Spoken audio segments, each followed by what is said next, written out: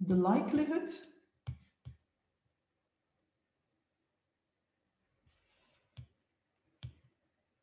on the sheets looks like this. So it's, I think we do L. So I do L and I take the sum over K. No, I take the product, of course. So I take the product over K of Pk to the power Nk, where this Pk is the probability that your random variable, say Ni, is equal to K, right?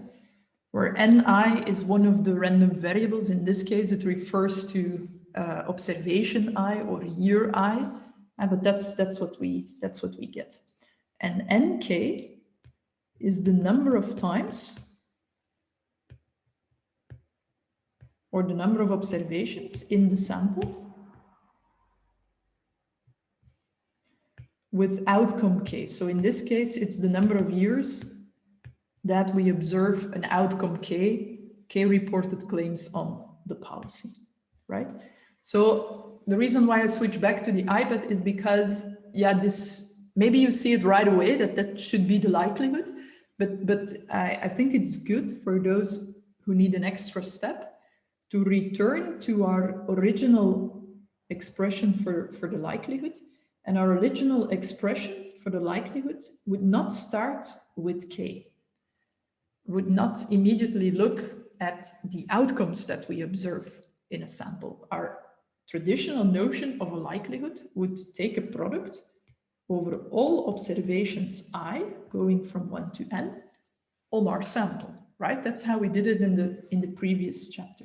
And then what we would put in here, because we have a discrete distribution, would be, what is the probability that Ni is equal to Ki?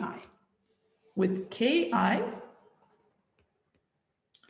the outcome observed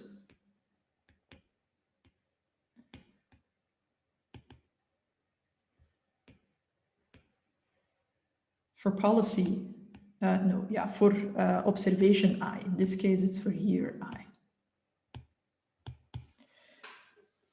So my point about the reason why I switch back to the iPad is because I want to convince you that in a discrete setting, these two expressions of the likelihood are equivalent, right? Because what you will see here is that you could write this thing as the product over I of the probability to observe an outcome Ki, right? And you're going to take this product over all observations in the sample. But because you're working with a discrete model, some of these Ki's will of course be equal to each other because you only have a limited number of possible outcomes that you can register for the number of claims reported. So what you could do is you could rewrite this as when did you see an outcome 0, right? And you saw that a couple of times. Namely, how often did you see it? N0 times. Because N0 observations in your sample will take the outcome K equal to 0, 0 claims reported. And then you'll get the P1, right? And how often will you see that? N1 times,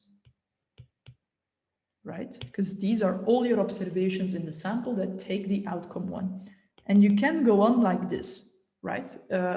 You can go on like this in principle. The K, the possible outcomes that we can observe can take values up to plus infinity, but of course, in reality, like in this example, we go up to 6 claims being observed.